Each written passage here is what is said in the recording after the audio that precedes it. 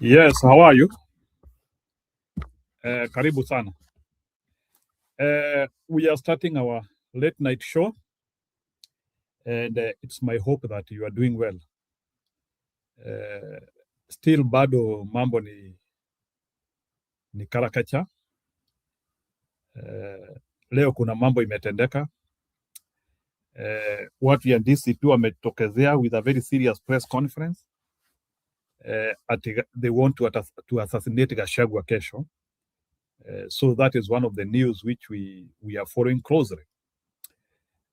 Jambo lingine Gachagua took a victory lap leo. Gachagua leo alikuwa anaambia watu wa Ukambani mtu mlinisikia. So he took a victory lap leo huko Ukambani. Yeah, so that's the big thing, and the speeches which were done in Ukambani. Yeah, I think United Opposition is doing well, fine-tuned machine. And the main thing which came up is the memories of Ezekiah Oyugi were brought. Hata sikuwa nikijua kuna Wajaluo walitumika kitambo 40 years ago, 30 years ago kuumiza watu. Kuna Wajaluo walitumika kitambo kuumiza watu. Only Matiang'i to tell us akiwa Machakos, Ezekiah Oyugi alitumika na Moi vibaya na alikufa peke yake. So it is history repeating itself. And they claimed, ama walisema, the modern day Ezekiah Oyugi ni huyu mujinga PS Interior Raymond Omoro. Yeah, I couldn't imagine that that replica ingeweza hiyo replica kuna vile wangeweza kuicheza vizuri hivyo. So yeah, and that is where we are now saying opposition is becoming lethal. Yeah, courtesy of Gachagua, nimeamua kuvaa kofia yake leo. Amefanya kazi mzuri. So unajua saa zingine mtu akifanya kazi mzuri sijui ama I don't know kuvaa ndio mzuri ama kuhangisha somewhere where you people you can see the name. Yeah, somehow we have to promote hii jina hii chama yake.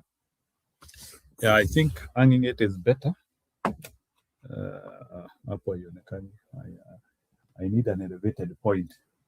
Anyway, Gachagua deserves to be appreciated because of what he did. So hata nikivaa kofia yake sioni shida.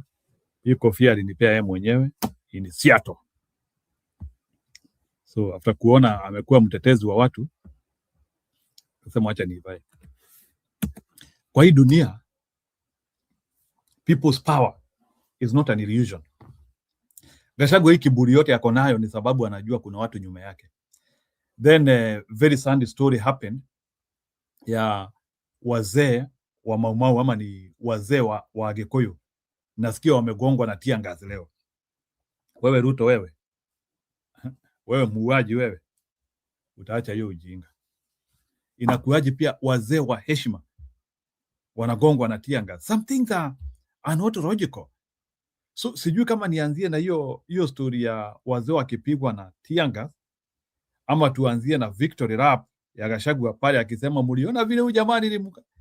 Walinigonga mic bana. Nikasema sasa leo ndio siku yangu. I think I need to start with that. So let's start with Gachagua appreciating the moment. Then we will revisit Natembea pia leo ameongea vizuri sana and he has continued saying he is a kingpin wa huko kwao. So I want to hiyo victory lap ya Gachagua bana lazima sababu kuna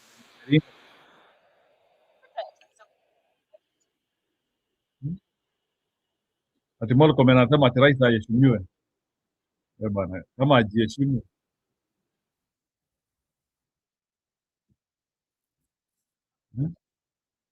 rais mwenyewe kama ajiheshimu mnataka nini? Aya, let's begin with Gachagua. Wacha Gachagua tuliingie kidogo, then we move on. It was a good speech. So I will do Gachagua, Matiang'i, Natembea, then nioneshane hao wazee walipigwa leo. Aibu sana. Na wale wanakuja kituo Eli You told me that uliingia kwa kituo wakati wa mchana kikafungwa. Yeah, unfortunately, Valerie can only be able to do 3 hours.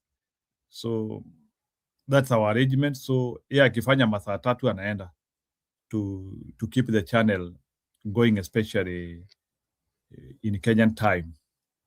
So Valerie anafanya masaa 3 anaenda. So I don't want to. Unajua hii mambo pia inapea watu burnout so kama hujafanya, hata mimi, the reason why I am able to be here and do this long hours here almost every day is I'm now used to it, but it's not so when you are new to this thing, it's not easy for people to go beyond 3 hours. So I don't want to make her get tired to the extent that afadhali afanya masaa 3 lakini aweze kuifanya ikuwa more consistent. She can be able to do it almost every day. Yeah, for me, I feel that one is better. So that is why Bwana Eli uliingia kwa kituo alafu ikafungwa, because sasa uliingia maybe when it is almost becoming the 3rd hour na msichana ilikuwa inabidi aende. So that one I understand. Lakini ukikuja wakati wangu, mimi sina limitation ya kufunga. As long as kuna mtu wa kuongea, I'm there, the channel can continue.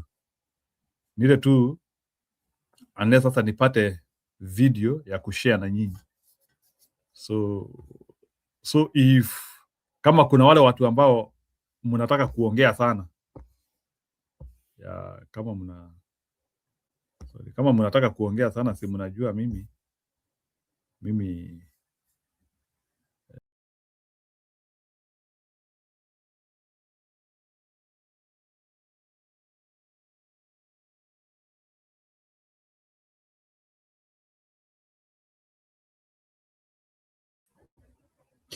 yeah, so wale wanataka kuongea sana, you can always come my time. I can stay here mpaka asubuhi, bora kituo tufunge. So wewe kama Eli told me that alikuwa na maneno mingi sana ya kuongea leo, but kipindi likatwa mara moja. Now you have an opportunity to come here and overtalk. Yeah, mimi sinanga speed sana. Yeah. But yule ambaye amekuja afungue for 3 hours aende, we have to allow them do that. Gachagua ni Machakos.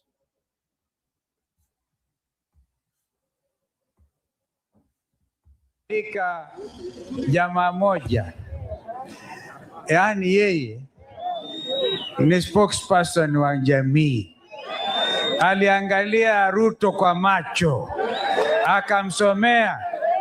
Nadhani Ruto hajalala tangu wakutane na Rigiji upande wa Nyandarua.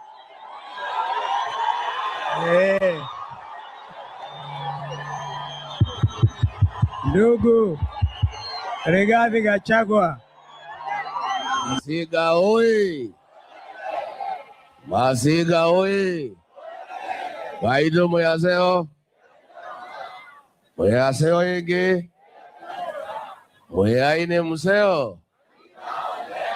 Nama vinda onde? Muriagadwa ito? Masiga oi! Rigiji amefika hapa leo.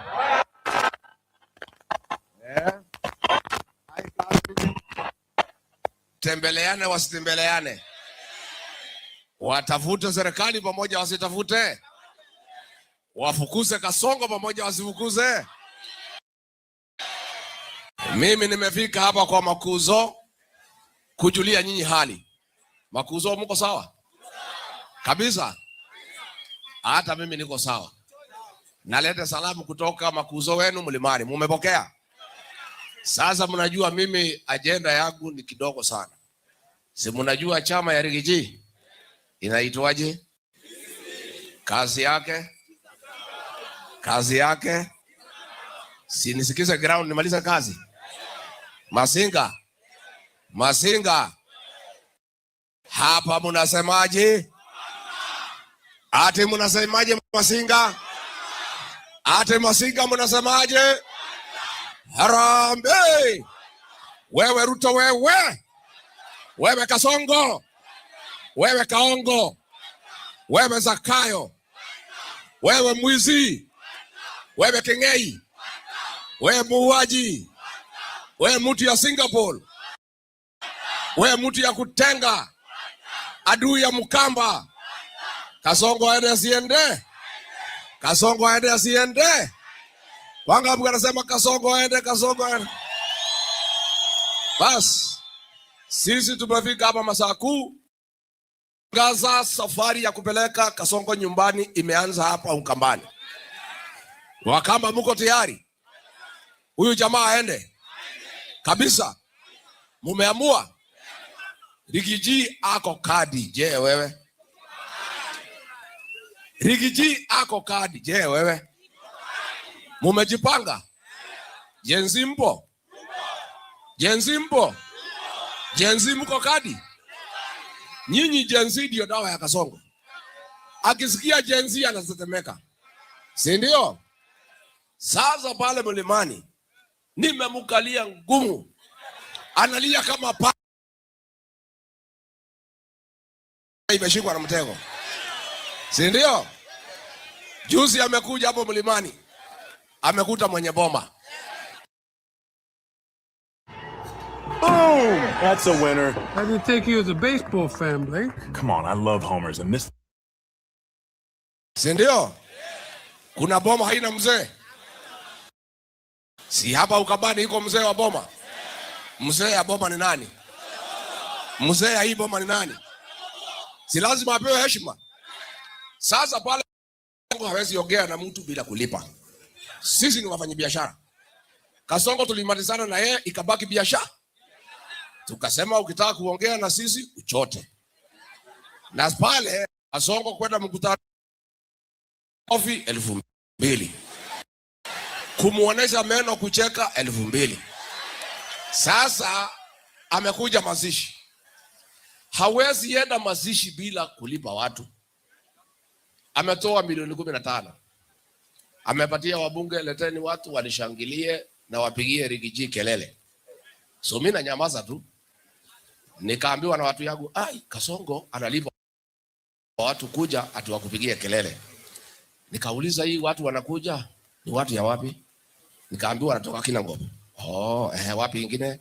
Bahali inaitwa Daragwa. Na wapi ingine? Bahali inaitwa Kipipiri. Nikaambiwa watu yangu then hakuna shida. Kama ni hao wanakuja, wacha tukutane na Kasongo kwa kiwa. Saa ile nimeitwa. Ile watu ya Kasongo yote wamesimama nasema mtoto wetu, mtoto wetu, mtoto wetu. Kasongo wako pale ameanza kuitisha maji. Chupa 10 na ngapi? Amekunywa chupa 10 na ngapi? Nimemwangalia kwa macho. Nimemwambia wewe Kasongo.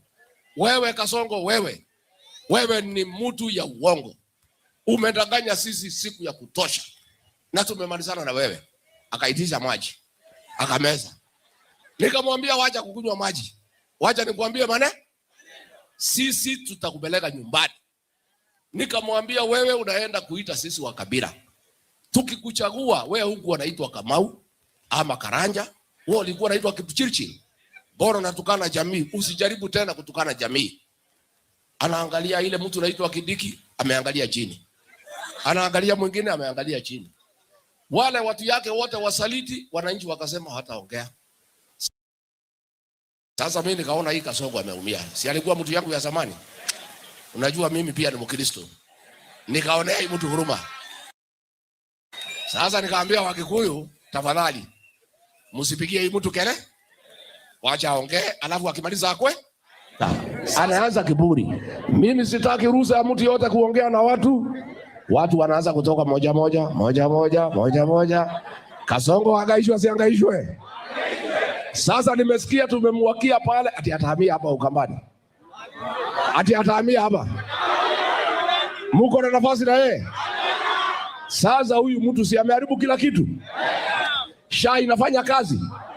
Sasa walimu walikuwa kwa insurance inaitwa Minet. Wametolewa, wamepelekwa SHA. Kulikuwa kwa Minet ile inaitwa last expenses. Mwalimu wakiaga dunia iko ile pesa ya mwisho. Jeneza iko ile gari ya kumbemba, iko pesa pale. Sasa hiyo imetolewa. Sasa hao wenye union ya NAT na KUPPET wamehogwa na Kasongo, wametoa walimu kwa Minet, wamepeleka kwa SHA. Sasa nyinyi walimu, msipokuza hawa union leaders, mtapata shinda kwa hii SHA. Polisi wanalia kwangu, Rigiji tusaidie. Walikuwa insurance inaitwa APA, wanasaidika. Wametolewa, wamepelekwa SHA, wamepata shida. Kwa hivyo hii shida iko na kila mtu. Harambe. Nikimalizia vile Dr. Matiang'i amesema, Kasongo ameleta mambo ya goonism in Kenya, ya kuumiza watu. Wameumiza Ososi kwa sababu Kasongo anataka kufukuza Waluya kwa ODM. Amepigwa na wakora, na mwenye kupanga ni Raymond Omolo, PS wa internal security. Na vile Dr. Matiang'i amesema, kulikuwa na mtu mwingine anaitwa Hezekiah Oyugi, alikuwa na nguvu, alikuwa anaitwa Kalamu Maduong. Mimi nilikuwa DO, akikupigia simu na huko kilomita 600 unasimama na kupiga saluti kwa simu. Akatumiwa vibaya na Kasongo, akapigiwa, mwishowe akafugiwa pale kwa GSU, akapigwa sindano, kichwa ikaharibika, akakufa. Hata assistant chief hakuenda mazishi yake. Wewe Raymond Omolo, huyu Kasongo ni kama Moi, vile alitumia Hezekiah Oyugi.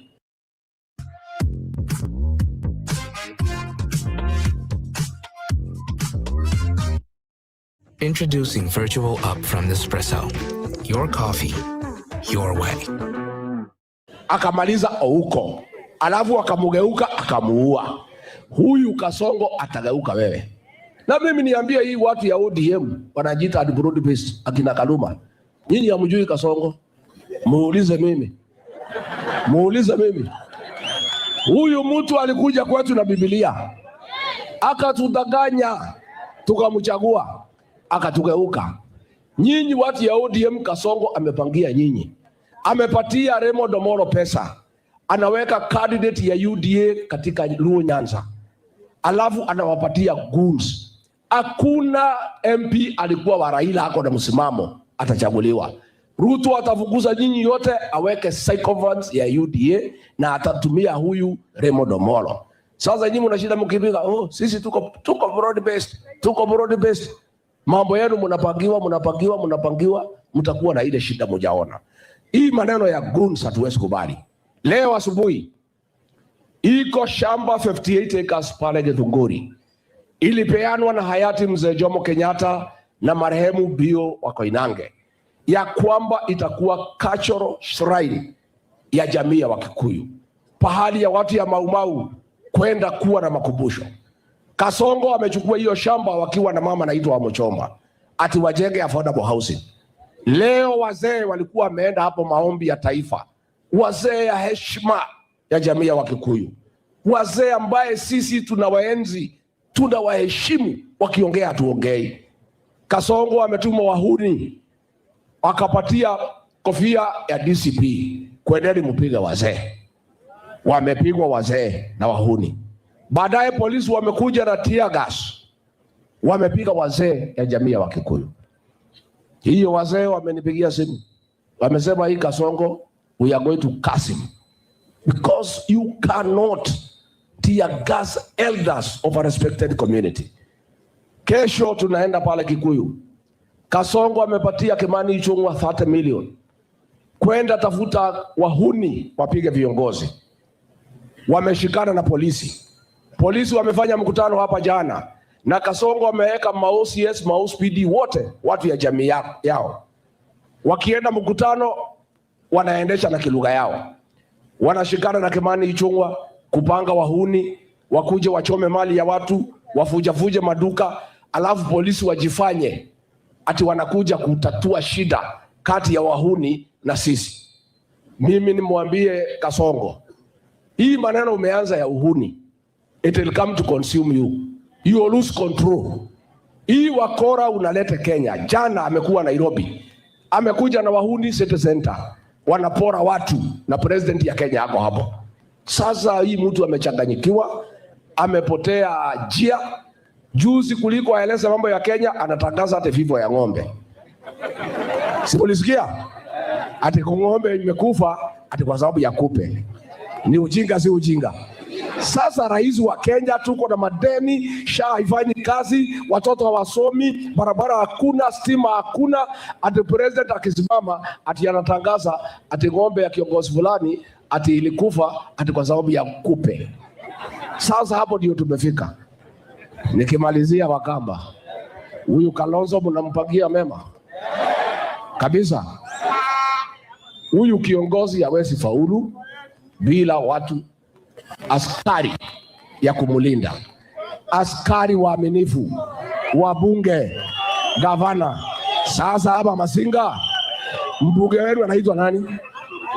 Anaitwa nani mbunge wenu? Sio ni mtu ya Kasongo? Si ni msaliti? Huyu jamaa, huyu mbunge wa Masinga ndio anakaa na Kasongo kupangia Kalonzo. Wanapangia Kalonzo vile ataangaishwa, vile ataumizwa, vile safari yake ya uongozi itakatishwa. Ni msaliti, si msaliti? Aende asiende? Aende asiende? Unajua pale kwetu sisi tumekasirika. Tunasema tunaua nyoka na mayai. Tunafukuza Kasongo na watu yake. Nyoka na nini? Sio mbunge wenu ni mayai. Si Kasongo akienda aende pamoja. Haki ya Mungu msitiangushe. Msituangushe. Mnaweza rudisha hiyo msaliti? Mtatafuta mtu mwingine? Kwani hapa mmekosa viongozi? Hamwezi pata kiongozi mwaminifu kwa Kalonzo? Sasa huyu mama gavana wa Vinya amesimama na Kalonzo vizuri, mnapangia namna gani? Mnampangiaje? Aendelee? Wa Vinya aendelee asiendelee? Ainuliwe asiinuliwe? Na huyu mama Kavindu senator, mimi mwenyewe aliniokoa nikifukuzwa. Niko na shukurani kwake. Mtu yote anapenda Rigiji hapa Masinga. Nauliza msaidie senator Kavindu. Mtamsaidia? Asaidiwe asisaidiwe? Harambe. Makuzo mtakuja kunitembelea Wamenyoro? Mtakuja siku gani? Mtakuja lini? Mtakuja lini? Haya, wacha nione Kasongo aende, Kasongo aende, Kasongo aende. Utasaidia kiongozi na watu ya Wiper? Unajua kiongozi hawezi faulu bila askari wa kumshikilia. Mpatie gavana ya Wiper, senator wa MP, women rep, MCA. Lakini nyinyi saa ingine mnachanganya huyu Kalonzo. Mnampatia kura yake, ingine mnafanya mahindi, maharagwe, mnachanganya vitu haieleweki. Si ndio? Mtatengeneza mwaka ujao. Ikuwe ni ikuwe ni 6 piece. Kuanzia juu mpaka wapi? Tumekubaliana? Lakini hiyo mjumbe, hiyo msaliti, hiyo mtu ni mbaya. Huyo mtu amehangaisha Kalonzo. Mtasaidia Kalonzo na kufukuza hiyo mtu? Mtamfukuza? Wangapi wanasema hiyo mjumbe akwende? Asante sana. Asanteni sana. I use PayPal to buy this ticket. Kulgat, I don't appreciate your message.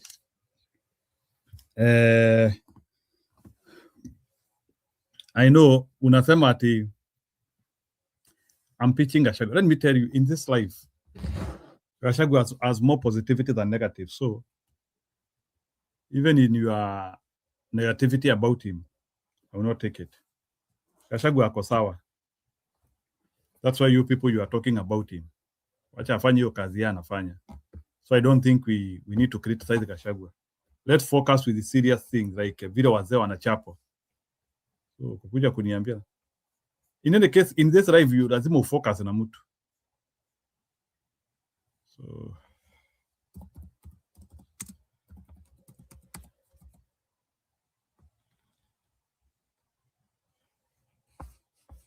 wacha tuone.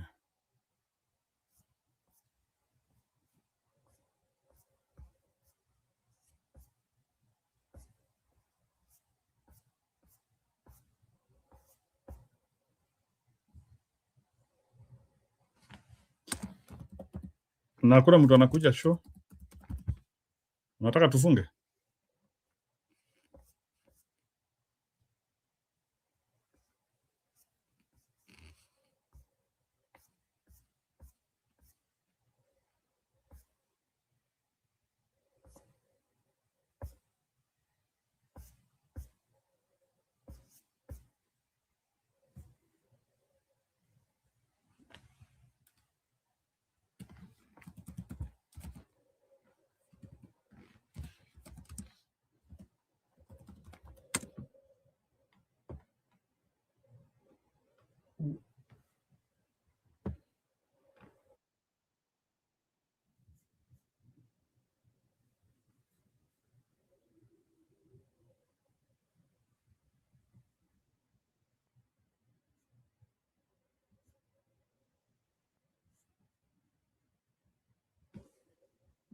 Let's see the tiangasing.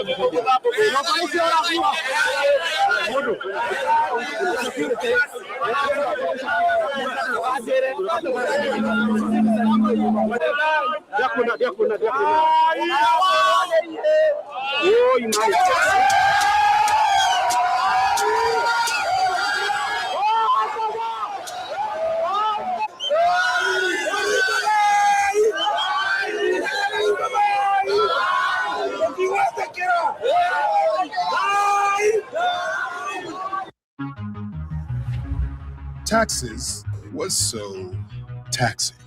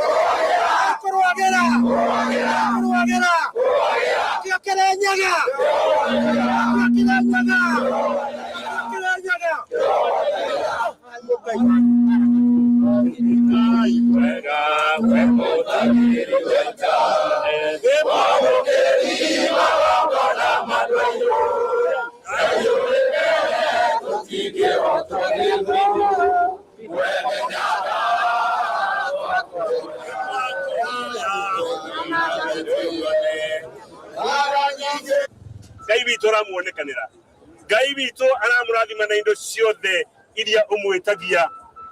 Ngai witũ arakũhe thayũ ũrĩa ũtoĩkaine kũrĩa umaga. Tũrĩ akenu atĩ ona twagire kũingĩra kĩharo kũrĩa. Agenda itũ ĩrĩa yumĩra mũthenya wa ũmũthĩ nĩ twadeliver. Thai thanagia Ngai witũ thai. Thai thanagia Ngai witũ thai. Arĩa nĩegũkũ nĩ merũ tũtitigĩte gũka nĩ tũgũka. Na mahoya tũtigithĩte kũhoya. Ngai witũ ndanogaga nĩ mahoya. Thai thanagia. Ndĩrenda kũmũcokeria ngatho.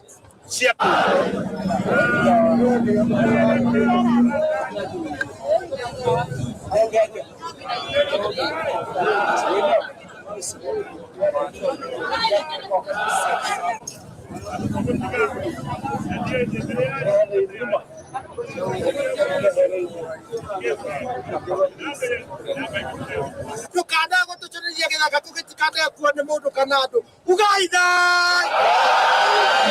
Ngai witũ wewarie na maithe maitũ tugikwĩra kĩnda tu twahotwo mbara tithue twahotwo na twahota nĩwe wahotana ĩno tũhotagĩre ugaitha wa kerĩ nĩenda gũtũtunya ugai arotoma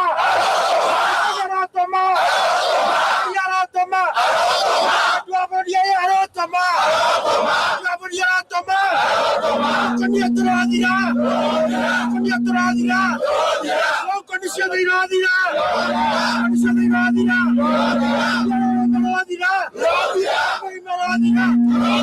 gĩethe thayũ na tondũ gĩkũmũikarĩte maiga therũ ndamũthaitha twĩtĩkĩre gũcokanĩrĩra tondũ waciũria tũcokanĩrĩirie tũhote kũkombora mũgũnda ũyũ ugai thai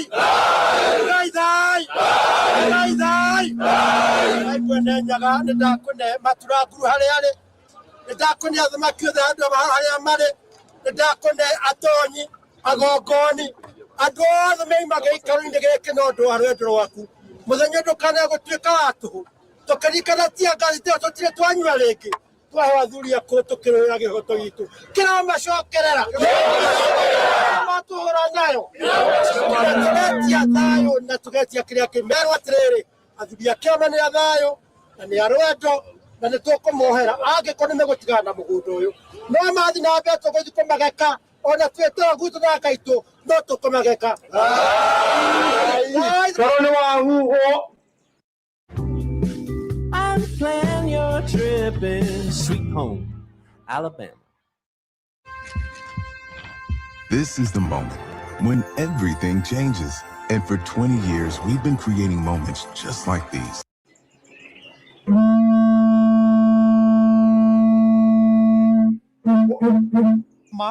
Kenya Unity, Mwag and Minor Trust. Nĩ mathire na makĩamũra harĩa mekwenda gwaka thingira na gwaka kĩgongona. Koguo no twende kuga ũcio ũroiga nĩ egũtwakĩra nĩ aroiga wega no andũ aya a Gĩkũyũ ti athĩni. Harĩa wagĩrĩra gũka. Nyambe njuge mũmbunge wa gũkũ wĩtwo Gathoni wa Mũcomba arokire kwandĩka egwa ithuĩ tũrĩ goons. Na ndarigwo kana athuri nĩ matuĩkire goons tondũ rĩtwa rĩu nĩ rĩambĩrĩirie kũhũthĩrwo ũru. Nĩ rĩtwa rĩratũma nginya ciana citũ rĩmwe ciũragwo kana ikamũthomithio ũru. Koguo ta athuri na nĩ twenda kwĩra nginya president wa bũrũri ũyũ akorwo ina nĩ ũira wa ma toguo ciama nĩ auga nĩ atĩire kura iria aheirwo nĩ Agĩkũyũ amenye kura tingĩtuĩka aheirwo nĩ Agĩkũyũ ambĩrĩrie kũmahũraga thigari iria tũrehere nĩgetha twĩke nĩ tũreheire thigari iria twamũthuraga kũrĩ handũ atwĩtĩirie thigari koguo nĩ tũkwenda kuga tũrĩ arakaru ta rũrĩrĩ rwa Gĩkũyũ no ũrĩa ningĩenda kuongerera njuge na athuri twĩtĩkanĩre ũguo gĩthũngũri ũndũ ũrĩa mareka thĩinĩ wa mũgũnda ũcio rĩ kũrĩ rũgano rwitũ marenda gũthũkia biũ nĩgetha rĩtwa rĩa mau rĩgathira nĩ tuonete ũrĩa rĩrageria kũninwo koguo ũhoro ũyũ wothe nĩ tũrona nĩ ũndũ mũbange tondũ ona mũgũnda to ũcio thĩinĩ wa Kenya no kana gĩthũngũri gĩkĩ no mena mbeya mangĩgũra mũgũnda no nĩ haronania nia yao mũno nĩ gũthũkia history itũ ta rũrĩrĩ rwa Gĩkũyũ.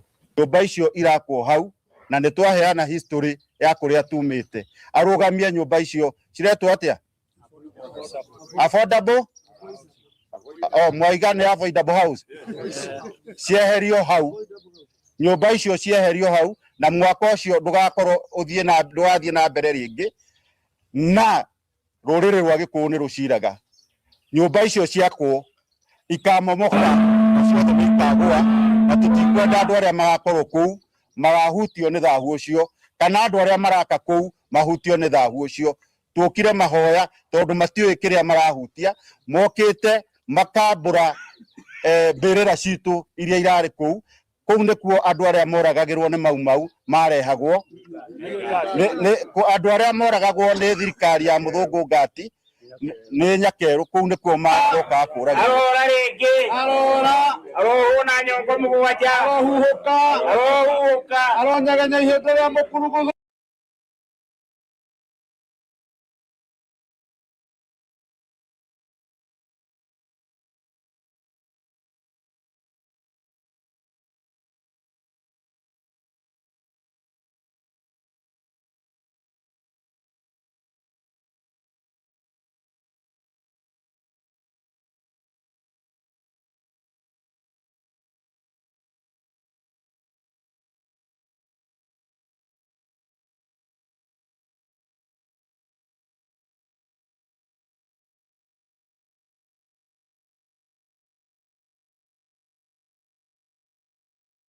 Finance the old way.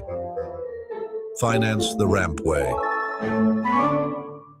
I got a call from his pediatrician. He just said, I am so sorry, but there's a very large tumor. Yani huyu jamaa amepata na matusi, lakini leo karibu sana Masinga, ndugu yangu. Ndugu zangu na dada zangu wa Masinga, mweanseo inge. Nimekuja kilomita karibu 700 kutoka Kisii. Wiki 3 zilizopita. Si unaona amekula ndizi vizuri? Ngumi kikulandi we ni moja straight. Sasa tulikuwa na ndugu yangu huyu mkubwa na Kisii. Na wa viongozi wote, Mheshimiwa Rigathi Gachagua, Mheshimiwa Justin Muturi na wengine. Tulitembea pale na kweli pale kwetu watu wameamua kwamba huyu jamaa ni one. Sasa wakati waliondoka pale wakaniambia, sasa wewe funga mizigo moja kwa moja uende mpaka Ukambani usalimie ndugu yako mkubwa Kalonzo wa Musyoka, mufanye kazi pamoja na yeye.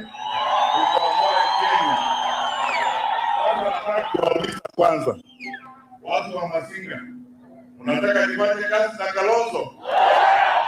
Mimi nifanye kazi na huyu Kalonzo Musyoka? Hebu nionyeshe hivi. Pia waliniambia nikuje kugundua huko hiyo wanda. Kwa hivyo nataka kuwauliza nyinyi, muko wapi nyinyi watu wa Masinga? Arambe. Nataka kuongea mambo mawili kwa sababu tuna safari ndefu. Waziri wa elimu na tulipa kuipa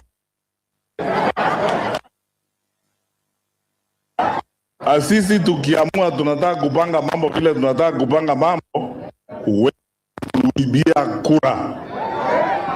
Kwa hivyo huyo muungwana na wenzake waelewe. Wakenya sasa wako ngangari. Ama nyinyi Masinga mbelala? Utakubali kula yenu ibiwe?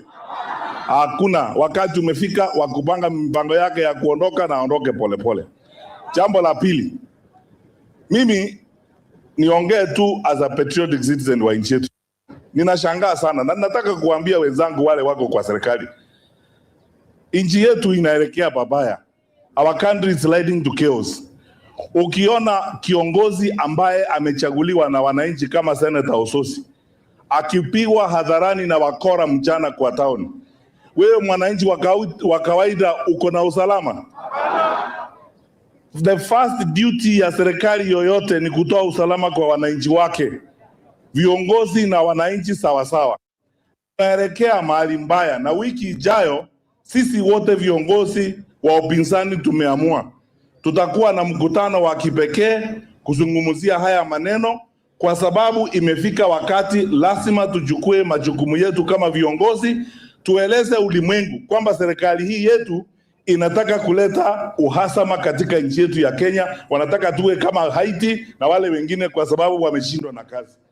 Lakini hatuwezi kukubali. Tunawaambia kama wameshindwa na kazi kwa sababu wameshindwa na kazi, waondoke polepole. Sisi tuko tayari kufanya hiyo kazi. Wananchi, si mnajua tuko tayari kufanya hiyo kazi? Itatushinda. Nataka kusema hivi, sisi wote tuko hapa. We are ready to serve our country. Tuko tayari kutumikia nchi yetu ya Kenya. Waache kucheza na nchi yetu ya Kenya na usalama vile wanafanya. Eti watu wanaibiwa Nairobi City mchana, watu wanapigwa mchana. Sasa wameanza mambo ingine ya ukora ya kuvunja manyumba ya wafuasi wetu wale ambao wanatusaidia kwa kazi.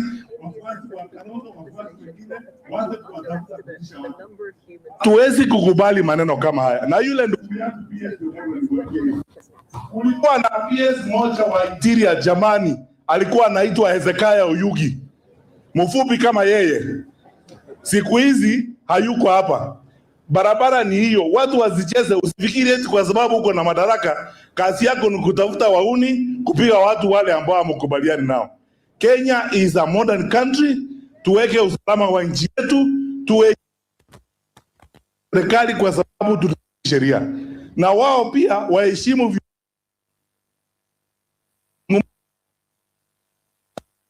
wa chama cha Wiper na presidential candidate wa chama cha Wiper.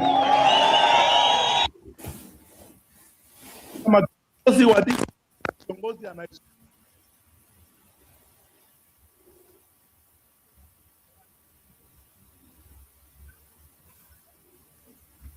This is primitive na hatuwezi kuendesha nchi namna hiyo. Na mjue hivi, hao wako ambao mnalipa wakimaliza kusumbua watu watarudi kwa manyumba yenu nyinyi wenyewe na watawapiga hata nyinyi, because you cannot manage a country in that kind of manner. Watilie mkazo haya maneno, na ninasema hivi, I am saying this boldly and courageously kwa sababu nimekuwa waziri wa usalama. Nchi inaanza na mchezo namna hii, and then it degenerates, unaanza kuwa na shida kwa nchi. Uchaguzi unakuja, Wakenya wamepiga kura wakati mwingi, wako tayari kupiga kura, na kila mahali tunaenda katika nchi ya Kenya. It is abundantly clear kwamba hawa maarufu wa siasa wamepoteza mapenzi kwa wananchi na wananchi wamechoka nao. Ama nyinyi hamjachoka nao? Mmechoka nao? Nionyeshe wale mmechoka na hawa. Hiyo timu ndio tuko. Nimalizie kwa kusema hivi. Nyinyi ni waulize hapa. Nyinyi SHA inafanya kazi hapa? Sisi wote, Kalonzo na mimi You're not just moving, you're moving in the right direction. How am I going to play soccer in Connecticut? When life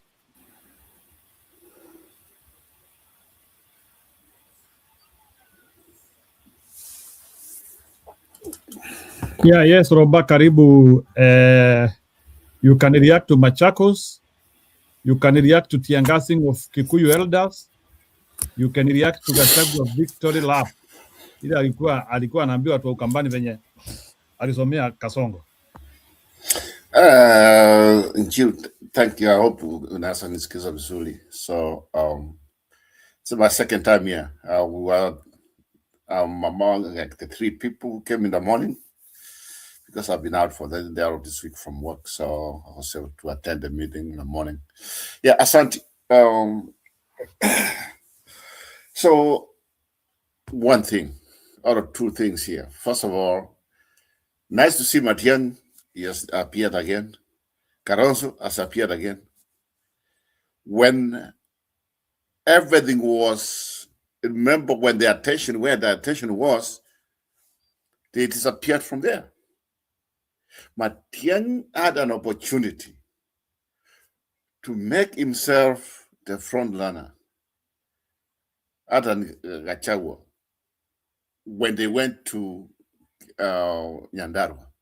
Because when alikufa Chubiri, can you imagine Matiang'i angekuwa na hii uniform yake amevalia leo ya Chubiri na kila kitu, asimama huko na yeye, then he can say very strong some of these words and na kila kitu huko in front of him, lakini hakuonekana. So that's one thing. I'm just like, oh, by the way, we have seen new people now coming up. So we talked some of these things before. What I see, first of all, you can say this group, it's kind of united at this point. The way they do things. Everybody knows who is who, where this, nani, and they know their reputation and where they are kind of. So, Matiang Mepatiwa Kisi, Karonzo Kambani, Gachagua, because Mulimani Mukubwa, that's why he has advantage. Now, by the way, oh, holy. He's taking advantage. Can you imagine? I've tried, or if you want to know Kenya, what's going on, Kenya stories, go comedy, go news, na kila kitu, angalie the headlines.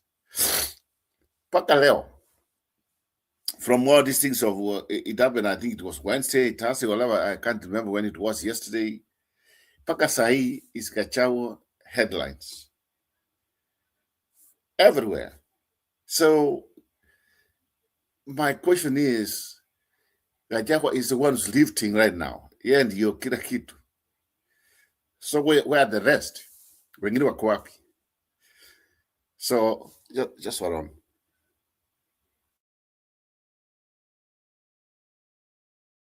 So I think sort of about that. I think at this point,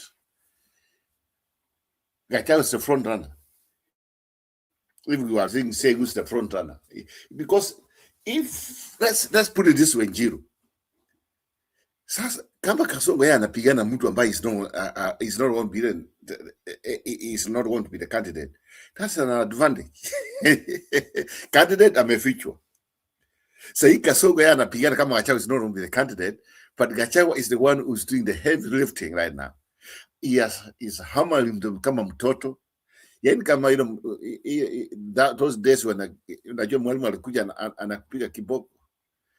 That's what Gachagua is doing right now. He can make something as something out of something. Yaani ulifikiri unajua Kasongo alitoka huko is negativity the answer. But kumbe Gachagua wakati attack is preparing for the next and a continuation from where he left from Nyandarua. And what he did in Nyandarua. Can you imagine that alichukua chuma 16 ya maji? I don't know. Mimi nilienda kuangalia nikasema waje ni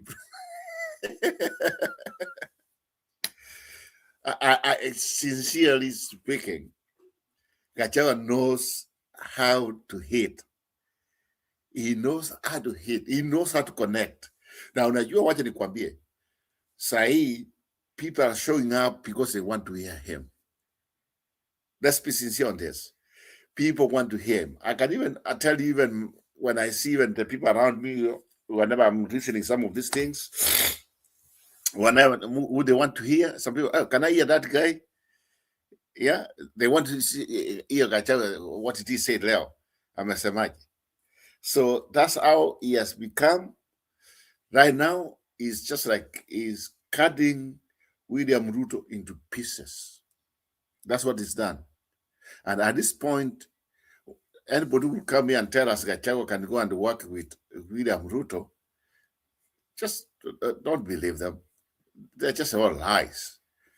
These people were Mefika, it's hard 360. I only got to work with parallel, parallel lines. They would never meet. Maybe for what you saw there on the Kwayo Mataka Masisi, maybe another strange thing happens where they can meet. These guys, they are pure enemies. So at this point, looking at the united opposition, I mean, for the first time, I think Matiang was so, when, sometimes he spoke something, maybe people want to hear more from him.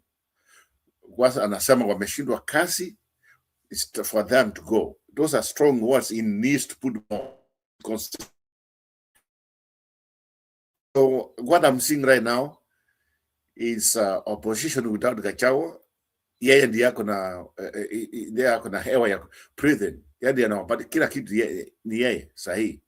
So the other ones have to do more. They cannot expect akuja wapatie kila kitu on the plate. That one said. So on was say hii mambo ya I think it's Thunguri. if I'm not mistaken. That's very disappointing.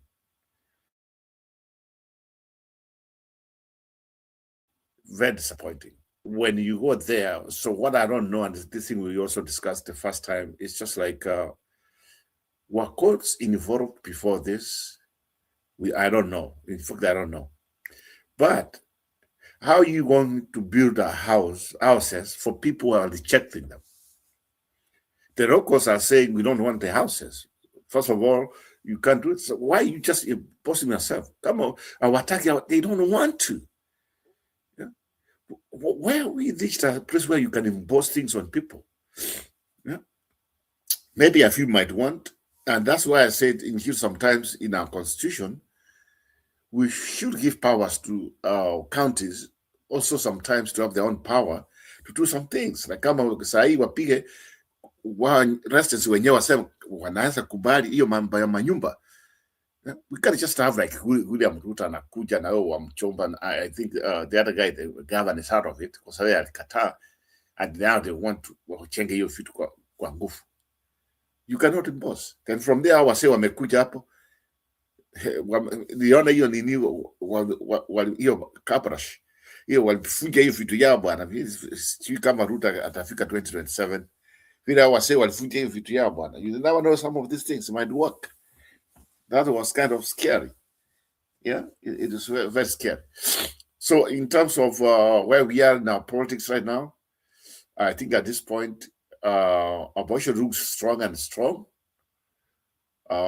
So from Matiang's statement at next week, when Akutana, who's meeting with the opposition, are we saying also they had all the opposition in their country or themselves?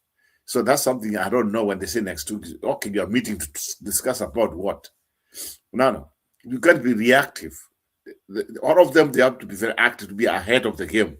The way Gachagua is ahead of the game. It looks like Gachagua has more information, maybe because he used to be a vice president, maybe that's why.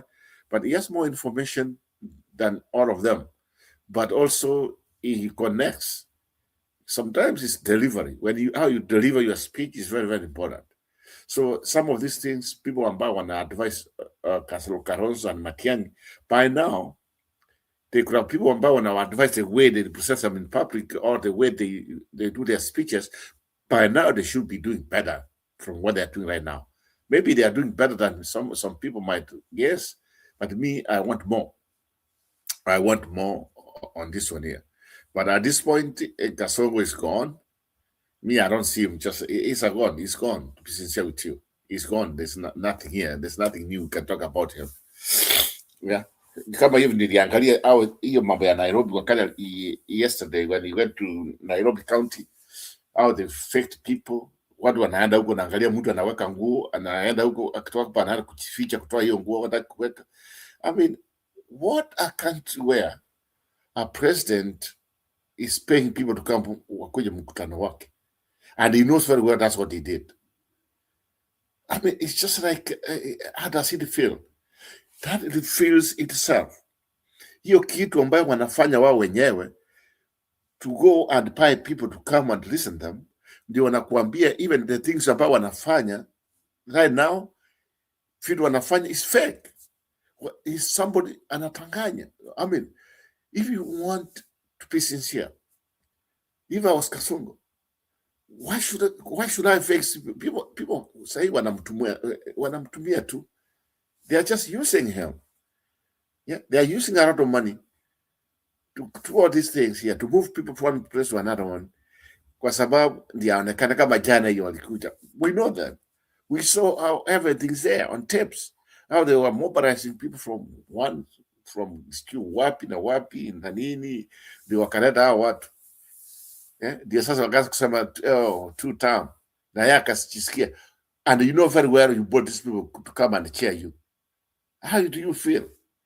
At the end of the day, in fact, maybe 99% of what they would not even vote for you. They just came there, you bought them. That's Kasongo why he is. Sometimes I wonder. I wonder what's people who are advising him. I think at this time, if I was him, I would just quit and just tell the people, I'm going to have one term. Okay, it has been there. I'm going home. niende nyumbani kupumzika, kwa sababu Wakenya wamekataa. You cannot force yourself to Kenyans if they say no. At this point, that's where we are. Nchini waje ni kwa hapo, that I will hear from, I don't know who's coming in, it's Friday. Let's hear from some of you guys, but at this point, it's okay.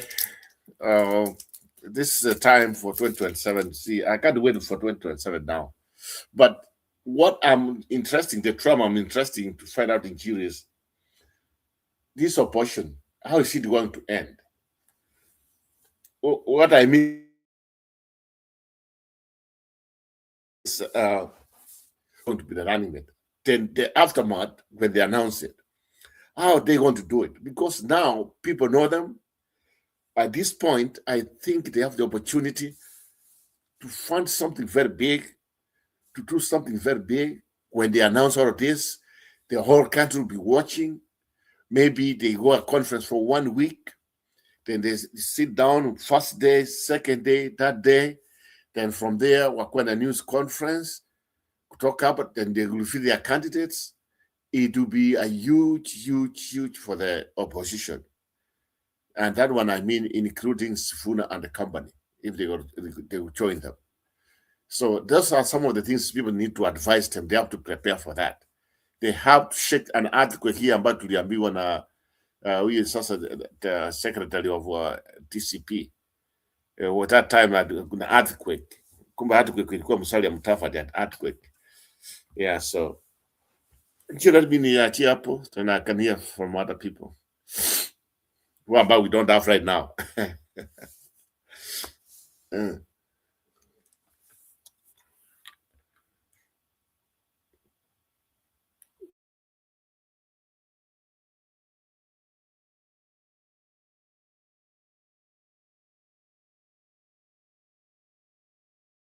Well, why?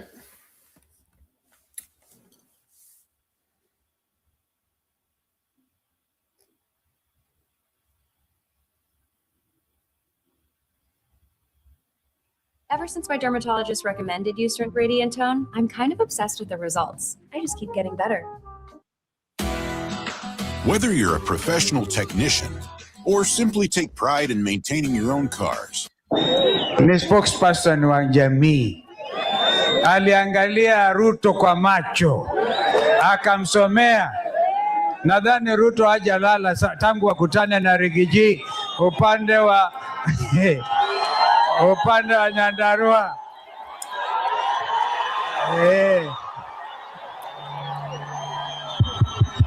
Ndugu Rigathi Gachagua. Masiga oi. Masiga oi. Waido moyaseo. Moyaseo ige. Moyaine museo. Lama vinda onde. Muriagadwa itu. Masiga oi. Rigiji amefika hapa leo.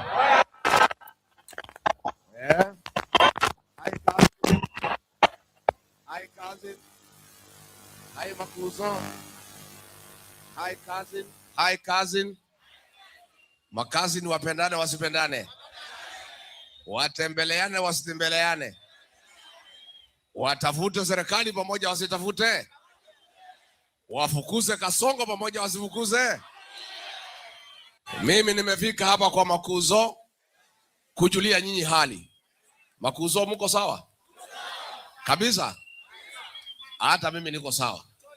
Naleta salamu kutoka Makuzo wenu Mlimani. Mumepokea? Sasa mnajua mimi agenda yangu ni kidogo sana. Si mnajua chama ya Rigiji inaitwaje? Kazi yake. Si nisikize ground nimalize kazi. Masinga. Hapa mnasemaje? Ate mnasemaje Masinga? Ate Masinga mnasemaje? Harambe! Wewe Ruto wewe Kasongo, wewe Kaongo, wewe Zakayo, wewe mwizi, wewe Kengei, wewe muuaji, wewe mtu ya Singapore, We mtu ya kutenga, adui ya Mkamba. Kasongo aende asiende? Kasongo aende asiende? Wangapi wanasema Kasongo aende, Kasongo aende?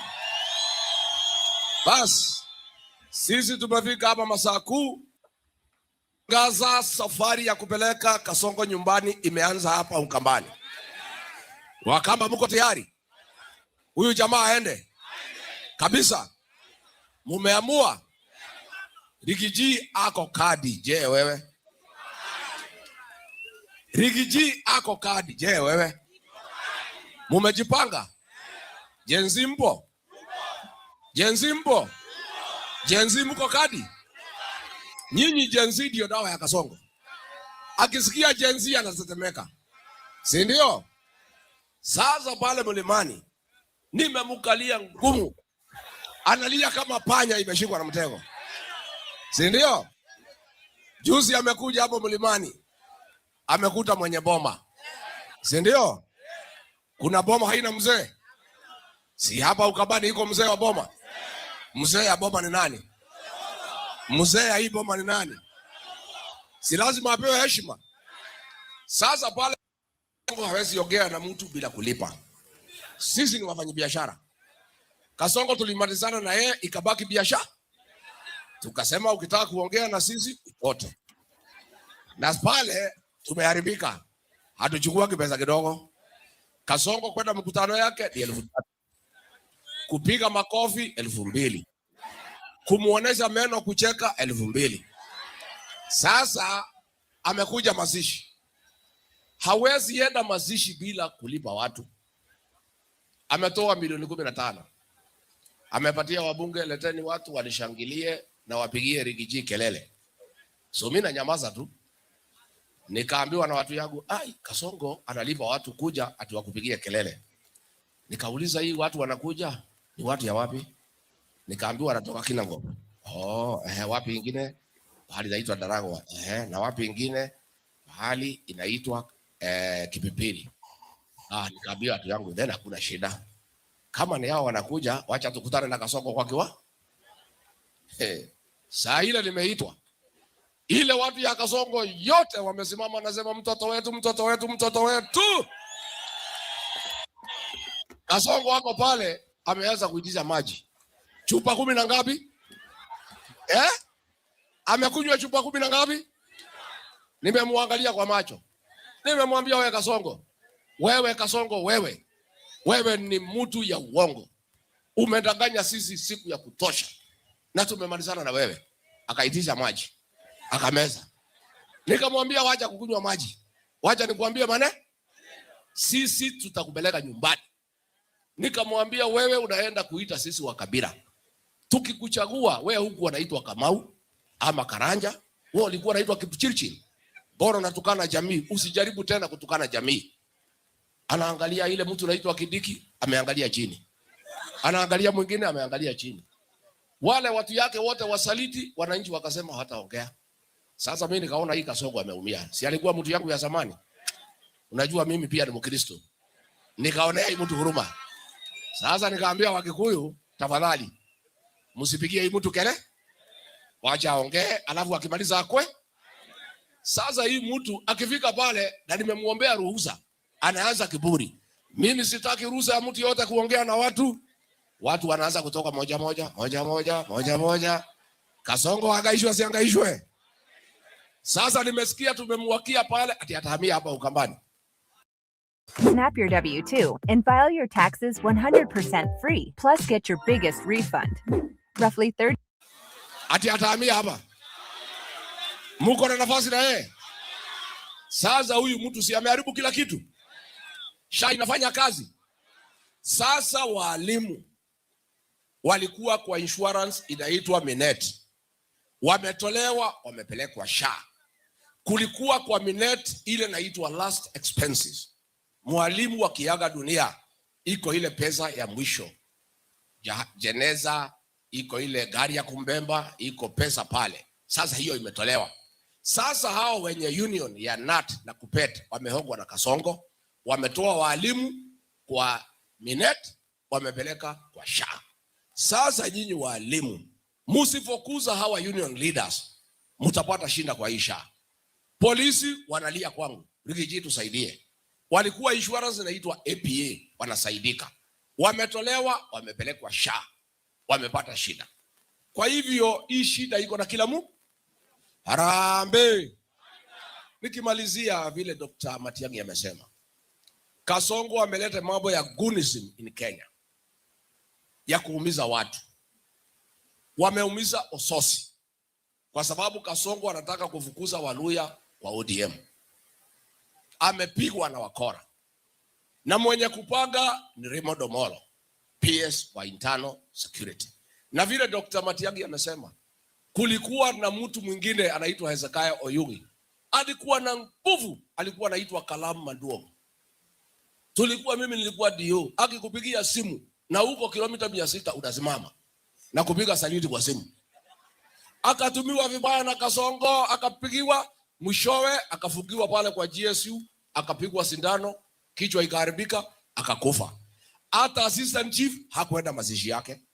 Wewe Raymond Omolo, huyu Kasongo ni kama Moi. Vile alitumia Hezekiah Oyugi, akamaliza Ouko, alafu akamugeuka akamuua. Huyu Kasongo atageuka wewe. Na mimi niambia hii watu ya ODM wanajiita ad broad based, akina Kaluma. Nyinyi hamjui Kasongo? Muulize mimi. Huyu mtu alikuja kwetu na Biblia, akatudanganya, tukamchagua, akatugeuka. Nyinyi watu ya ODM, Kasongo amepangia nyinyi. Amepatia Raymond Omolo pesa, anaweka candidate ya UDA katika Luo Nyanza, alafu anawapatia goons. Hakuna MP alikuwa wa Raila ako na msimamo atachaguliwa. Ruto atafukuza nyinyi yote, aweke sycophants ya UDA na atatumia huyu Raymond Omolo. Sasa nyinyi mnashinda mkipiga, sisi tuko broad based. Mambo yenu mnapangiwa, mtakuwa na ile shida mjaona. Hii maneno ya goons hatuwezi kubali. Leo asubuhi iko shamba 58 acres pale Githunguri, ilipeanwa na hayati Mzee Jomo Kenyatta na marehemu Bio wa Koinange, ya kwamba itakuwa cultural shrine ya jamii ya Wakikuyu, pahali ya watu ya Maumau kwenda kuwa na makumbusho. Kasongo amechukua hiyo shamba wakiwa na mama anaitwa Wamuchomba, ati wajenge affordable housing.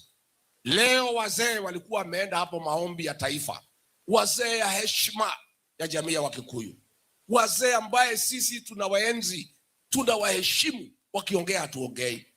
Kasongo ametuma wahuni, wakapatia kofia ya DCP, kwendeni mpiga wazee. Wamepigwa wazee na wahuni. Baadaye polisi wamekuja na tear gas, wamepiga wazee ya jamii ya Wakikuyu. Hiyo wazee wamenipigia simu, wamesema hii Kasongo, we are going to curse him because you cannot tear gas elders of a respected community. Kesho tunaenda pale Kikuyu. Kasongo amepatia Kimani Ichung'wah 30 million kwenda tafuta wahuni wapige viongozi. Wameshikana na polisi. Polisi wamefanya mkutano hapa jana, na Kasongo ameweka ma-OCS, ma-OCPD wote watu ya jamii yao. Wakienda mkutano wanaendesha na kilugha yao. Wanashikana na Kimani Ichung'wah kupanga wahuni wakuje wachome mali ya watu, wafuje maduka, alafu polisi wajifanye ati wanakuja kutatua shida kati ya wahuni na sisi. Mimi nimwambie Kasongo, hii maneno umeanza ya uhuni, it will come to consume you. You will lose control. Hii wakora unalete Kenya. Jana amekuwa Nairobi, amekuja na wahuni city center, wanapora watu, na president ya Kenya hapo hapo. Sasa hii mtu amechanganyikiwa, amepotea njia. Juzi kuliko aeleza mambo ya Kenya, anatangaza ate vivo ya ng'ombe. Oh, baby, drinks on me. I've had this fight in me since the very start. I always wanted more. I went back to school at 39. Simulisikia? Ati ng'ombe imekufa ati kwa sababu ya kupe. Ni ujinga, si ujinga. Sasa rais wa Kenya, tuko na madeni, SHA haifanyi kazi, watoto hawasomi, barabara hakuna, stima hakuna. Ati president akisimama ati anatangaza ati ng'ombe ya kiongozi fulani ati ilikufa ati kwa sababu ya kupe. Sasa hapo ndio tumefika. Nikimalizia Wakamba, huyu Kalonzo mnampangia mema kabisa. Huyu kiongozi hawezi faulu bila watu askari ya kumulinda, askari waaminifu, wabunge, gavana. Sasa hapa Masinga, mbunge wenu anaitwa nani? Anaitwa nani mbunge wenu? Sio ni mtu ya Kasongo? Si ni msaliti?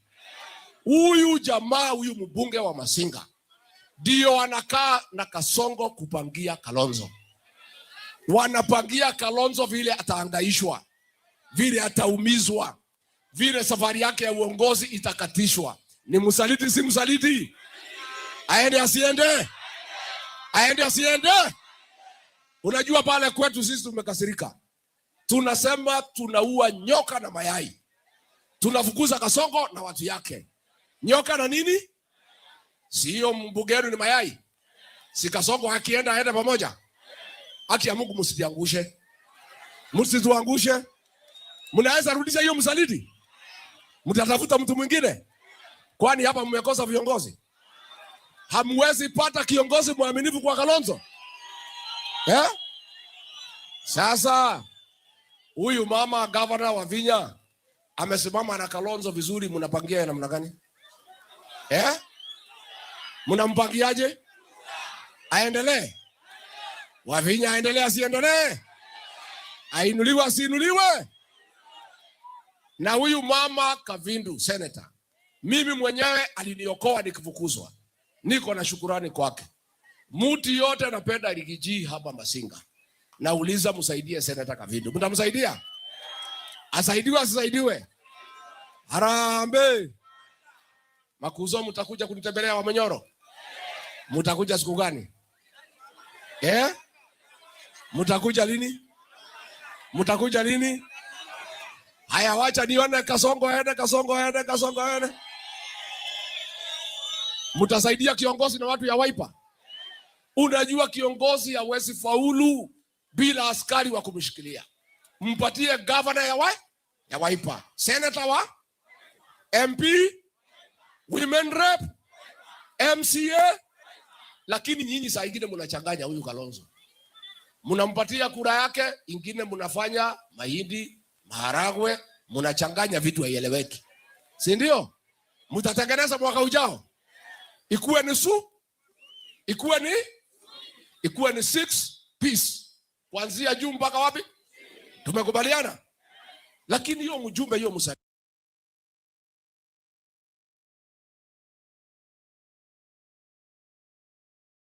hapo ndio tulikuwa mnataka musikie ikuwe ni 6 suit, ikuwe ni 6 piece. Kipril, kabla nicheze video zako, can you react to 6 suits?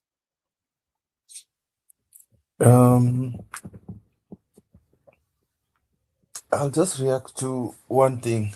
I think they've realized that ile kitu ya kusalamiana. Okay, let's talk about Gachagua. Gachagua is getting funding, and the funding is getting is actually from Kikuyus. Unakumbuka wale watu walikuwa wanaita mafia? Wanaitwa MKF bwana. Yeah. And also Kikuyu wacha kuharibu jina. Sasa mafia wako kwa Ruto. Mafia wameama kwa. You know what I mean, bana, relax. You know what I mean? He's getting funding from a lot of business, the business community of the Gema, especially the Kikuyus, wanamletea pesa. And some of them are actually from where you guys are, diaspora. Some, not most, some. So the campaign machinery that Gachagua is getting is enough for him to go head to head with that idiot. That is the first point.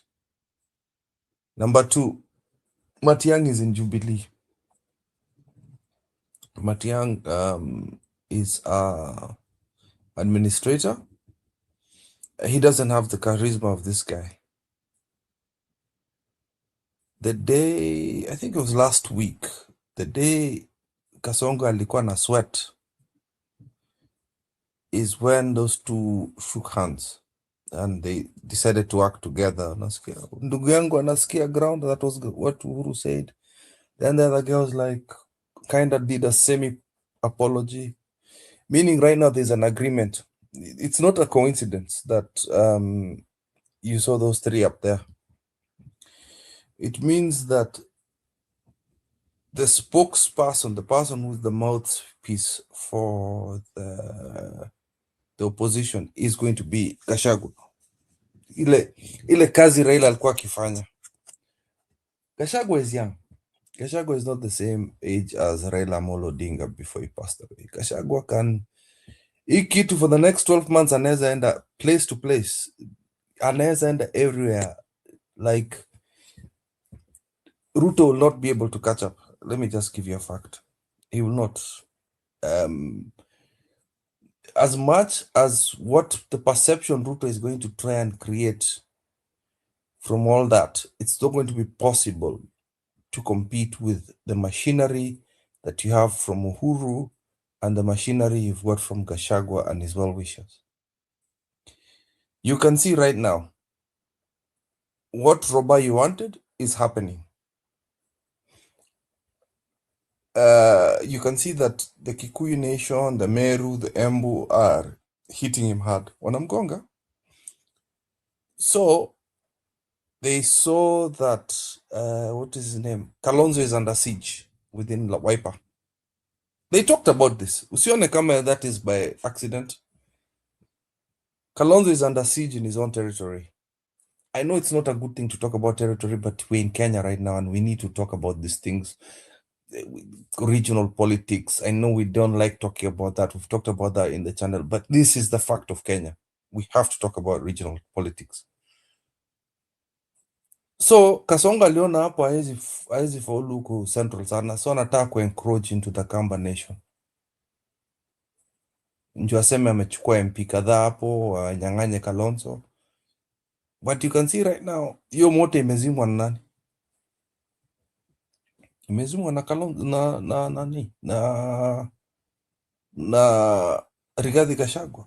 And trust me, the villagers will talk about it. That MP will not recover that. That MP will not recover from what Gachagua said today. He won't. Coming down to the rest of what this open source Roba, can I tell you right now, this is why I like this thing of anti-zoning when it comes to running for MPs. There are so many candidates that are running for Ngeno seat. Yo nani anaitwaje Kasongo, kushinda hiyo itakuwa ngumu sana. He might win, but it will be so hard because people are tired of it. And when it's open game and it's open season, everybody is taking care of their own vote. When you have this open game of anti-zoning, people are taking care of their votes. So him going to Kambani and coming to the aid of his brother, it's a good thing. And I hope they keep doing that. They keep getting candidates all over the country. That is the answer I have for now. That's it. Because I was in another TikTok today. Nilikuwa kwa TikTok live leo. Hey, manzea watu bana, I'll tell you about it. Just continue from now. Njeru. Keep before you go. There's some. I'm not going. I want to make a follow-up. Yes. You said Kalonzo, he has some issues back in his own backyard. Yes. So maybe now that's one thing when it comes bargaining and other things, like now he wants to the front pair that one come in to haunt him too. So let's not forget.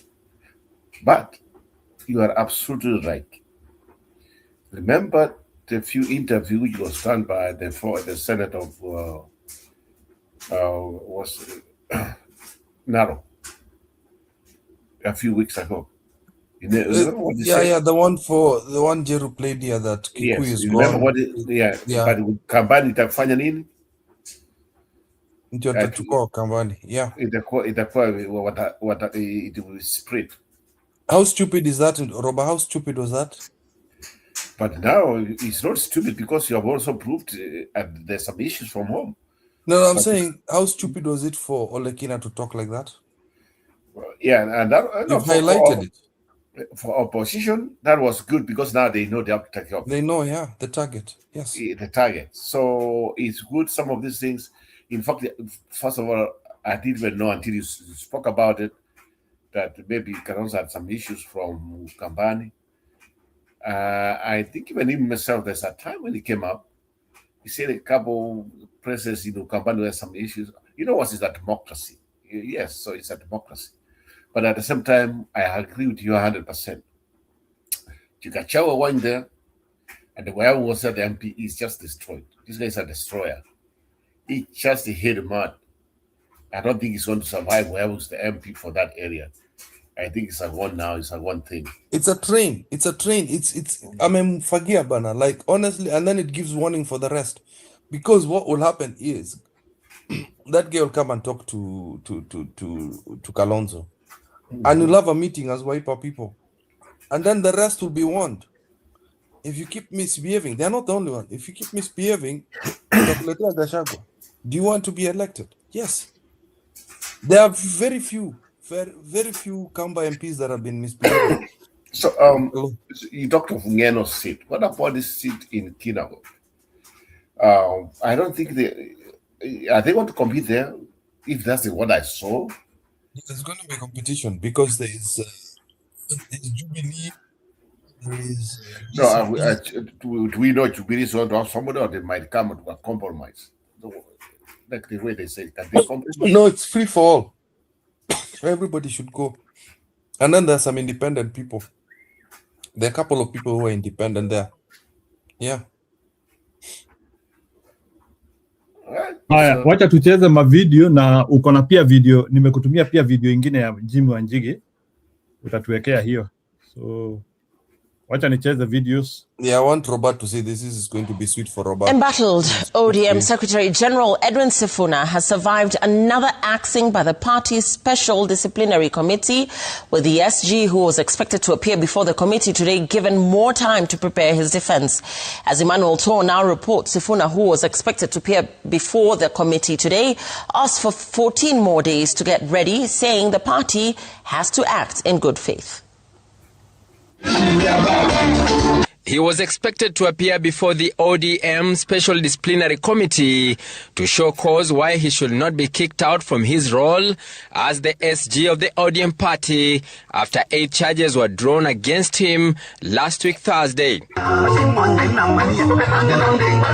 In a letter seen by Citizen TV, Sifuna, through his lawyer, Senior Counsel Isaac Okero, started by telling the party's chairperson Gladys Wanga that while the National Executive Committee passed a resolution to remove him as SG, no resolution was made to initiate proceedings against him, as claimed, adding that the letter was flawed from the onset. Sifuna made several demands to the committee, including the provision of the document or the code of conduct that contains or sets out the charges and particulars and resolutions of NEC to kick him out. Sifuna's lawyer also claiming that the link to the Citizen TV's Explainer show of 22nd July 2025 provided does not open, telling Wanga to share the correct link or provide to the team a flash disk of the recording the party intends to rely on, obtained from the broadcasting house that aired the interview. Sifuna closing by challenging the timelines towards his disciplinary action, saying the short window to mount defense proved a lack of good faith. In the letter, Sifuna's counsel argues that you served the notice to show cause upon our client on 2nd April 2026 at 4 p.m. You are of course aware that the Easter weekend was on 3rd, 4th, 5th and 6th April 2026, effectively asking him to respond within 2 days. 2 days cannot surely be defined as full, fair and impartial time to respond to the charges. Sifuna winding up his defense by requesting for at least 2 weeks to prepare for his appearance, saying, quote, "Our client will require at least 14 working days to prepare for a response." Speaking to Citizen TV, ODM Executive Director Duoro Ngwen confirmed the extension of the period, although he did not specify how long, to allow Sifuna ample time to prepare. The disciplinary panel includes Advocate Felix Ogeta, who is the chairperson, Advocate Jackie Kwambuka, and Dr. Elijah Ombasa, who are members respectively. Emmanuel Toh, Citizen TV, Nairobi. Party too afraid to kick out its Secretary General Edwin Sifuna. Today, a panel appointed by the ODM National Executive Committee was expected to formally oust the Nairobi senator after he failed to honor summons. But instead, the panel opted to give Sifuna more time to file a response before appearing before its members. NTV's David Moloka examines ODM's reluctance that continues to see Sifuna hold on as Secretary General. It was meant to be the day the axe finally fell for a second and final time on embattled ODM Secretary General Edwin Sifuna. A disciplinary panel appointed by the Gladys Wanga-chaired National Executive Council on Friday had a clear mandate of removing Sifuna after he failed to show cause in writing by Wednesday this week and also skipped an appearance before the panel this morning to defend himself.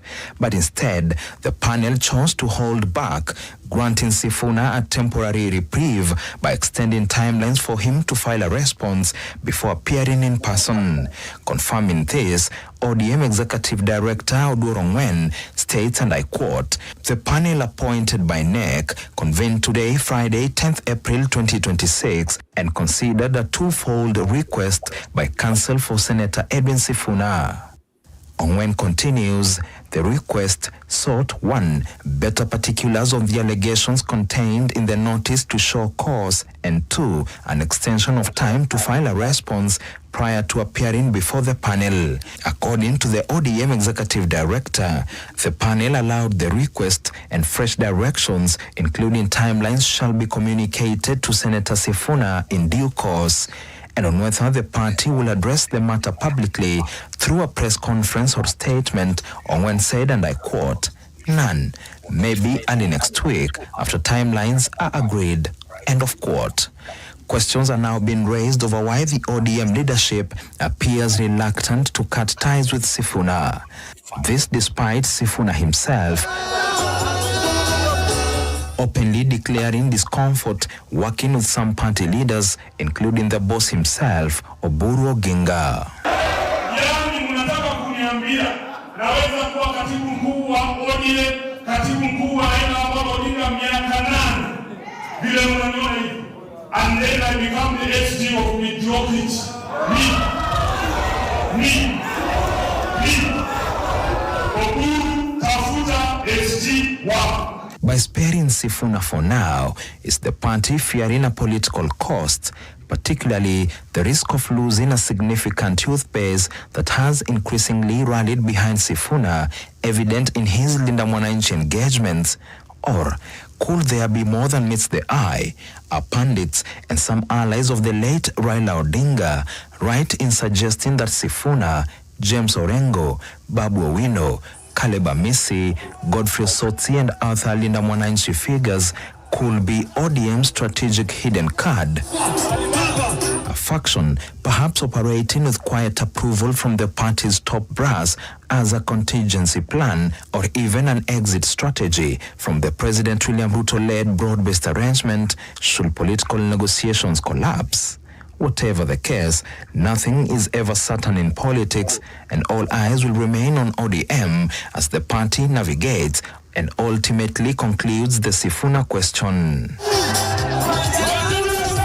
David Muthoka, NTV, Nairobi.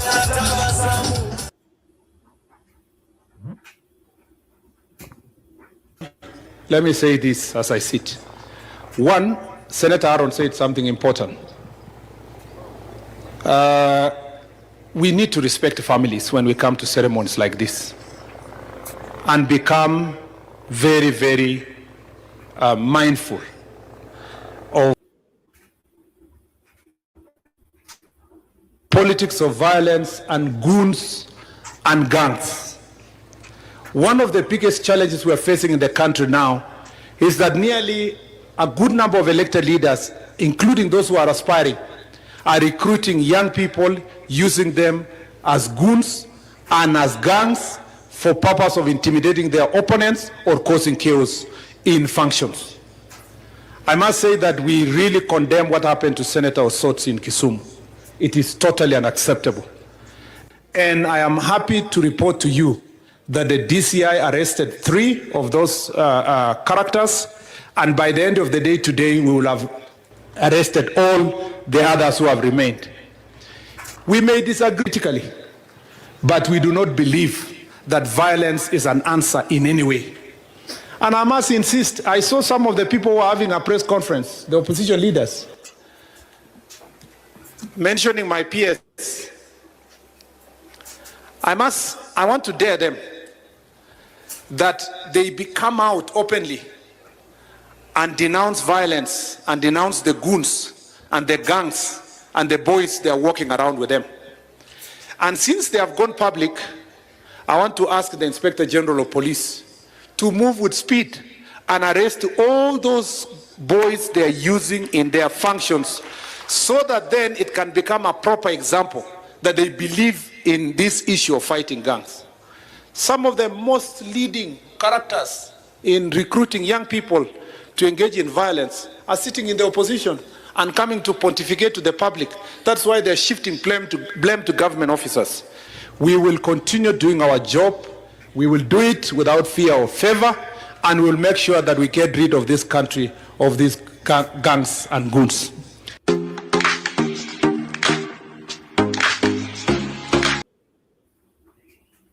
Sijui kwa mazishi.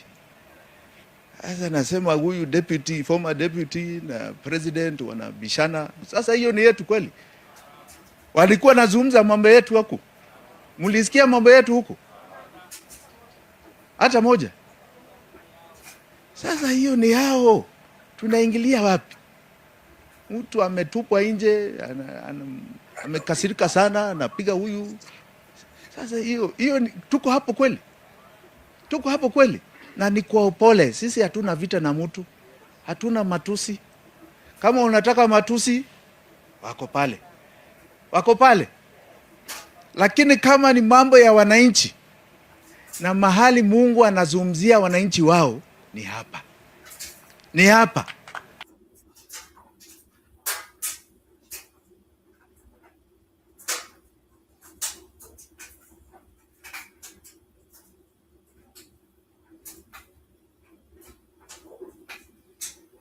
So guys, you can react to that. There are so many videos zimechezwa. Oh, na ingine ya Omoro hapo. Kwanza tukiongea mambo ya wahuni ama goons. It is a conversation ama ni jambo ambayo imetukera kwa muda. Sio jambo imeanza leo ama jana ama juzi. Hata sio hii kwa hii mwaka peke yake.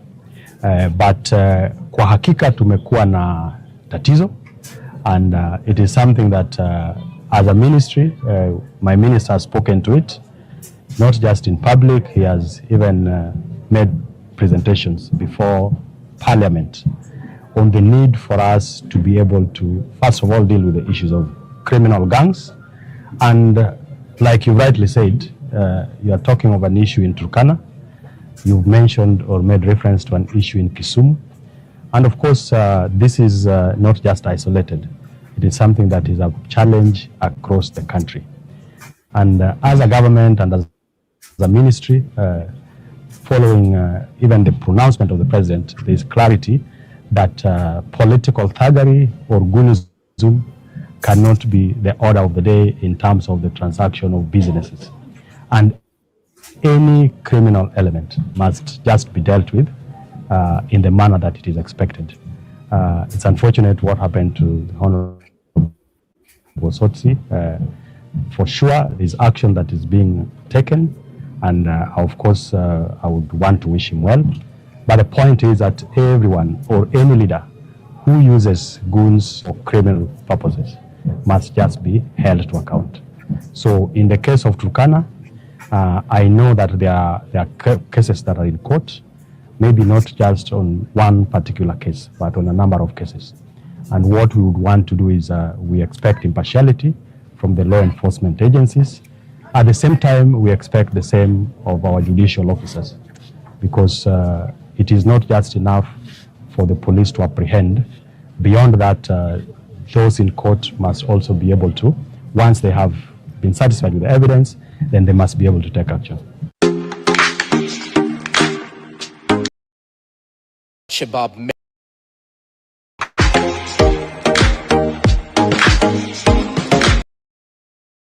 Nine cargo companies to import drones, military boots, VH radios, and other terrorism-related cargo from China through Kenya.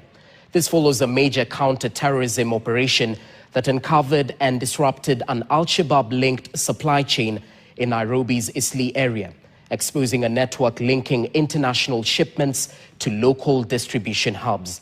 According to security sources, the militants used the cargo company's employees to ship the consignments to areas controlled by Al-Shabaab terror group and other designated terrorism zones. The Tuesday night recovery of 725 full camouflage uniforms and 240 t-shirts belonging to the Al-Shabaab terror group in Eastleigh followed investigations into the April 6 interception of 26 bales of Al-Shabaab uniforms by the Jubaland security forces. Some of the companies under investigation include Salihia Cargo, Gani Parcel Express, Vision Point Express, and SafeLink Cargo. Preliminary investigations indicate that the consignment was shipped as consolidated cargo from China through the port of Mombasa. It was collected on April 4th and subsequently dispatched to Gani Parcel Express. The intelligence was shared by the multi-agency team, while the operation was conducted by officers from the DCI Starehe Sub-County and the Anti-Terrorism Police Unit detectives. The officers recovered 11 bales, each containing 60 full camouflage uniforms and 120 t-shirts. Another bale was also recovered containing 65 uniforms alongside 120 t-shirts at Vision Point Express, a neighboring facility where they had been temporarily stored due to limited space at Gani Parcel Express. Apart from the cargo companies, 4 clearing firms in Mombasa and at least 5 financial institutions in both Nairobi and Mombasa have also been implicated in the intricate importation and clearance. According to the Registrar of Companies, the directors of Salihia Cargo are listed as Hassan Sheikh Bashir, Abdirahman Ahmed Haji Omar, and Abdi Abdullah Khalif, who have 40 ordinary shares each, while another director, Ahmed Maalim Abdullah, has 80 shares. The company was registered on July 13, 2004. By yesterday, at least 10 officials from these institutions had been grilled by the detectives, but their identities have not been revealed. According to a recent report, the security and intelligence agencies have intercepted at least 10 Al-Shabaab cargo, including drones. Detectives have also revealed that the wife of the deceased D2 terror attack mastermind Ali Salim Gishinge, Violet Kimonto, has also been using 2 of the cargo companies under investigations to send and receive parcels to and from Kenya. According to the DCI, preliminary findings indicate that the manager of Gani Parcel Express had arranged for the temporary storage of the consignment after receiving it from an individual identified as Sharif. William Ruto, you need to know, the Americans want to know why you are working with Al-Shabaab. Why, when you are in Mandera, you met 3 leaders of the Al-Shabaab militia at night to discuss business with them. They want to know why. They also want to know why you have removed the requirement for vetting of non-Kenyans before they are given IDs. The American... Ladies and gentlemen, in the year 2012, The late third president of the Republic of Kenya, Emilio Mwai Kibaki, made the decision to close down the Kenyan-Somali border over several terrorist attacks that had rocked Kenya at the time. This move made by Kibaki was to safeguard the movement of Al-Shabaab militia and their operations in Kenya, where they were smuggling explosives and other contraband into Kenya, with their main purpose being to cripple the security of the Republic of Kenya. The move by Kibaki to shut down or close down the Somali-Kenyan border for the sake of the national security of the Republic of Kenya was able to tame over hundreds of plans that Al-Shabaab had in store to tear down the security fabric of Kenya, with about 90% of those attacks or the plans of Al-Shabaab being, combated by the move by Kibaki to close down the Kenya-Somali border. In 2013, when the new devolution government of both President Uhuru Kenyatta and his deputy then William Ruto came to power, they had to continue upholding the closure of the Somali and Kenya border. After realizing how effective the Kibaki move had been, Uhuru even went ahead to intensify the security along the borderline, and this helped the Uhuru's government to tame some of the most heinous acts by the militia against Kenya. For example, between 2016 and 2018, the NIS National Intelligence Service was able to stop one of the most sophisticated attacks on the Kenyan soil by the Al-Shabaab, where they planned to bomb about 3 buildings in Nairobi CBD. These buildings included the KICC, Arambe House, which houses the President and Deputy President's office, and also the office of the Interior Cabinet Secretary. And lastly, in their hit list was the Kenyan Parliament building, which houses both the Senate and the National Assembly. Their plan was to cripple Kenya completely, but due to the intel gathered by border police, this attack was able to be combated in time before it happened. But after all this success, President William Ruto's administration is here again to rewrite history in their own ink. From the video clip that we have begun the video with is a report that was exposed by KTN less than 24 hours ago, exposing how Al-Shabaab are currently using about 9 cargo companies in Kenya to ferry and buy their military equipment, posing as Kenyan citizens. Al-Shabaab has been reported to exploit Kenyans' commercial and financial infrastructure to procure equipment and funds, sometimes involving assets or transactions originating from the United States. Procurement and logistics. Recent reports indicate that Al-Shabaab uses front companies in Kenya to import military-grade technology and supplies. Cargo companies. Security sources have identified at least 9 companies used by the group to ship items such as drones, VHF, radios, and military camouflage. These goods are often imported through Kenya before they are moved to Al-Shabaab strongholds in Somalia, such as Buhale and Jilib. While recent reports highlight imports from China, the group's global network and the presence of Kenyan operatives with international ties facilitate broader procurement efforts, Council on Foreign Relations, and Council on Foreign Relations. Now, the group leverages both illicit schemes and the formal financial systems to move money between the US and East Africa. Investigations have uncovered schemes where stolen US welfare millions were funneled through the Awala system to Kenya, reportedly funding luxury real estates in Nairobi. The US Department of State actively sought information on Al-Shabaab's exploitation of international financial institutions and exchange houses used to facilitate these transactions.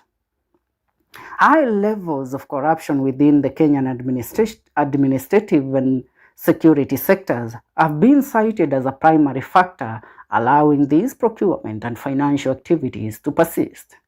Al-Shabaab maintains a presence of terror cells and recruits in Kenya who utilize their visibility and status to manage logistics that would be more difficult to execute directly from Somalia.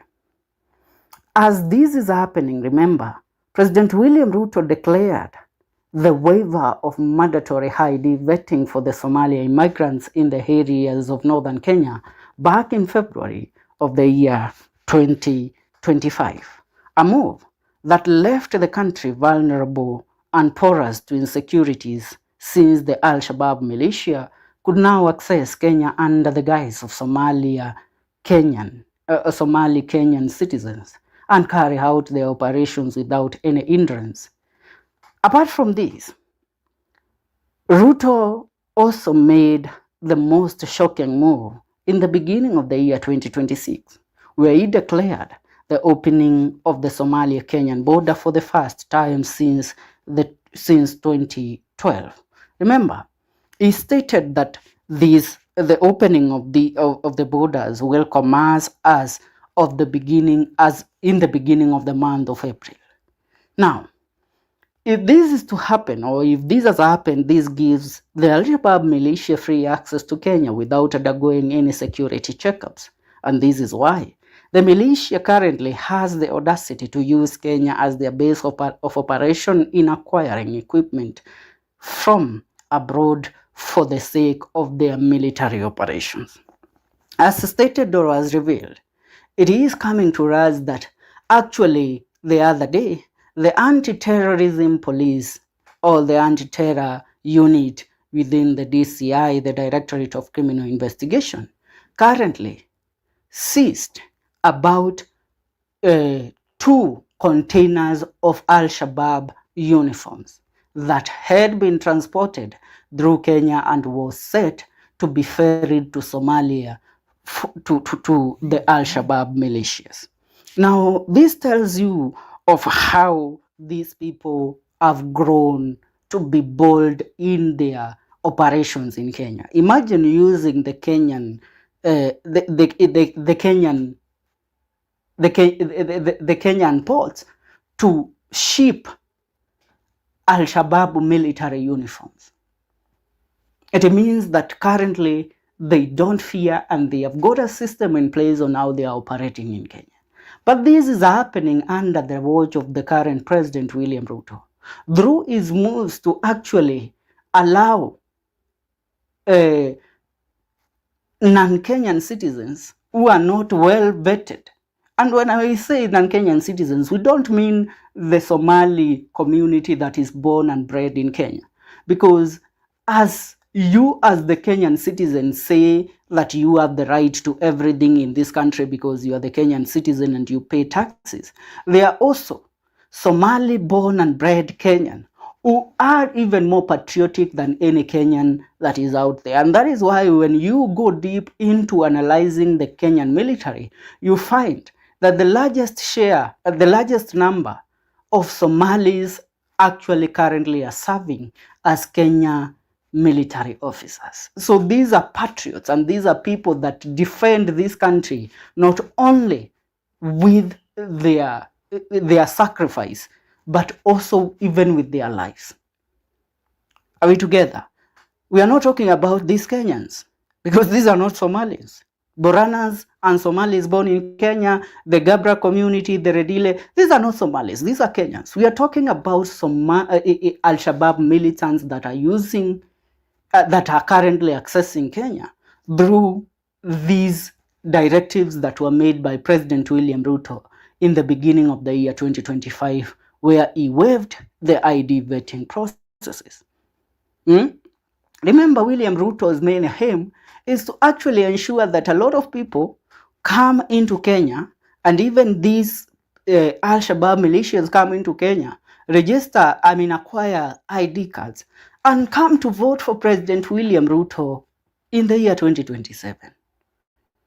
It is said that an estimate of about 3 to 5 million people are said to be registered as Kenyan citizens in the northeastern Kenya, more so in the areas bordering Somali, by the year 2027 when we are heading to the general election. But all these for William Ruto to secure a second stake.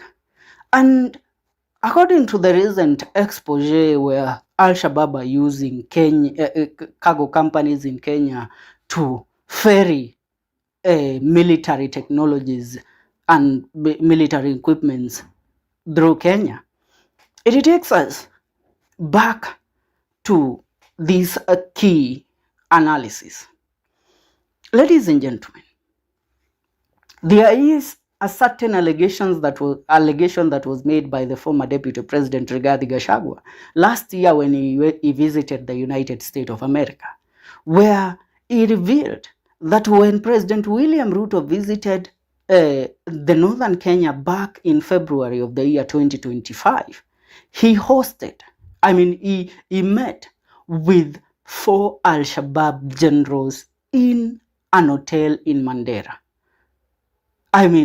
Those accusations or those statements made by Rigathi Gachagua were dismissed. But his intelligence currently is being verified, because how comes when that revelation was made, it is now coming to our attention that actually the Al-Shabaab are currently ferrying their equipments through Kenya, and the air front companies that they are using to actually acquire guns, acquire equipments like drones, VHF radios, and other things, including technologies. It is because they are free, and there are some certain individuals within the current government or the current administration of President William Ruto that is currently protecting them. Ladies and gentlemen, I would love to hear your take in regards to this. But as we all speak and as we all try to weigh on this issue, let's all not forget that the current peace and stability that this country enjoys, it all comes from certain decisions that were made by the previous presidents.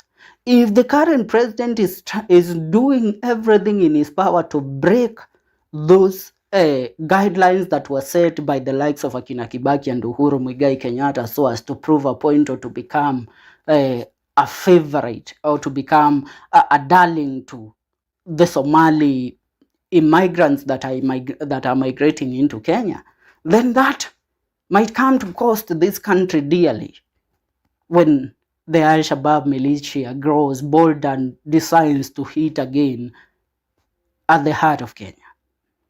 For now, that's what's up. I would love to hear your take. Leave a comment in the comments section. Don't you forget to subscribe. This is the Kenyan Daily Report. Kufungua ile border post ya kuunganisha sisi na Somalia, na tutakuwa na askari wa kutosha kuhakikisha kwamba magaidi na wakora wengine hawatahusika. Wafanyabiashara wa Kenya, wa Somalia, tutaendelea na biashara. Wakora tutashughulika na wao. Tunaelewana? Mnasema tufungue hii border ama mnasema tufanye namna gani? Mimi nataka niwaulize wananchi wa hapa Mandera. Nyinyi na waomba na viongozi wa Mandera, sisi wote tuwe ni watu ambao tutapigana na Al-Shabaab. Hawa Al-Shabaab ni watu bure. Mimi nataka niwaeleze, mimi na nyinyi tutaungana, serikali ya Kenya tutashirikiana, nyinyi mtusaidie tuweze kukabiliana na wahuni na magaidi, ndio Mandera hii iendelee na maendeleo, iendelee na biashara, ndio Mandera ikue na isaidie kuchangia katika uchumi wa taifa letu la Kenya. Mpaka ijengwe kabisa ukuta kati yetu na Somalia, ndio tutapata nafuu. Ikijengwa ile kitu ambayo haiwezi kuvunjwa, tutapata nafuu. Wacha kuongea mambo mingi kuhusu mpaka. Hii watu ni Mungu tu anaweza zuia hawa. Hakuna mtu anaweza hawa. Tumeongea Kiswahili, tumeongea Kisungu, tumeongea kila lugha, hakuna tofauti, hakuna mbadiliko. ni watu ambao hatuwezi kusikilizana kwa upande ya tabia. Fence tu mimi naomba waambie president atuwekee fence ya ukuta mawe kati yetu na hii. Walikata, wamekataa, walisema kuna mpaka atawekwa. Kwa hivyo tunataka mpaka iwekwe, peleka hii ujumbe yetu. A busy day at the Lamu airport as senior government officials arrived. The high-powered delegation that included Tourism Minister Najib Balala and Police Commissioner Matthew Itere later took a tour of the Indian Ocean, part of a move aimed at reassuring locals, tourists and investors alike that the government is very much on top of things and will secure the country's borders. The team later held a meeting with investors in the tourism sector. The minute you close down a single hotel, you create a panic. I know you will suffer for a week or so, no clients, but I appeal to you, don't close. We are not, and I repeat, we are not going to allow an incident like what happened last Sunday to happen again. In Nairobi, a hurriedly convened press conference by Internal Security Minister George Saitoti, a briefing dominated by tough talk and plenty of pledges to restore security at the coast. We have beefed up security personnel, and security personnel we are talking of the police, the AP and including the army, because we see a move here to try to mess around with our own territorial boundary. At sea, there have been intensified patrols not just by the Kenya Navy, but also by maritime police units, as the government moves its speed to arrest an already tense and worsening situation. But locals remain unconvinced by the government's response to the whole situation and took to the streets of Lamu Island to protest the current state of affairs, including the shocking abduction of Dediu, the 66-year-old French woman with a disability who has reportedly been taken by abductors believed to be Al-Shabaab militiamen to war in Somalia. Many of the protesters here were boat operators, hotel industry workers and others whose lives are touched in one way or another by the tourism sector. Muhimu ni tupate watu ambao kuna experience ya kuoga, wanaweza fight ndani ya maji. Kisha wasikae kwa land, wakae kwa maji. Ndio wanaweza katu protect sisi. The protests come even as a search and rescue operation was intensified for 2 Kenyan Navy officers reported missing after the weekend operation against suspected abductors of the French tourist. We don't have the information that they are dead. Kenya has boosted the number of security officers along the Kenya-Somalia border, but locals and investors alike remain unconvinced by this latest move. Many are unhappy that security was not at the required and optimum level, even after another incident in September that saw one British tourist, David Tebbat, killed and his wife Judith Tebbat abducted. She is still missing and is believed to be held by pirate gangs in central Somalia. The government had earlier insisted that the September attack was the work of Al-Shabaab insurgents from neighboring Somalia. I just want to inform you that our border with Somalia is crossed. And when we say crossed, there is no agency which is going to be allowed to operate or to have any dealings with Somalia.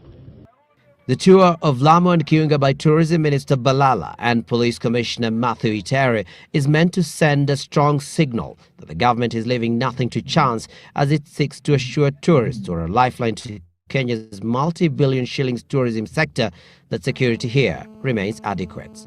Abdi Osman, Citizen Live at 9. William Ruto, you need to know, the Americans want to know why you are working with Al-Shabaab.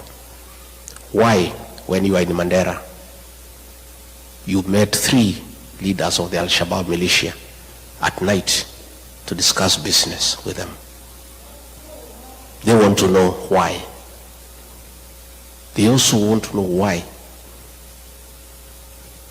you have removed the requirement for vetting of non-Kenyans before they are given IDs. The Americans are concerned that suspected terrorists will be registered as Kenyans and they will find their way to America and the rest of the world and create terror in the world.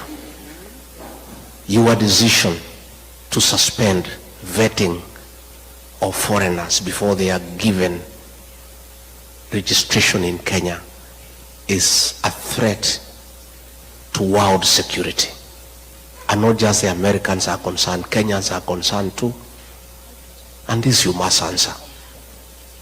You cannot endanger the security of the world because of your business interest.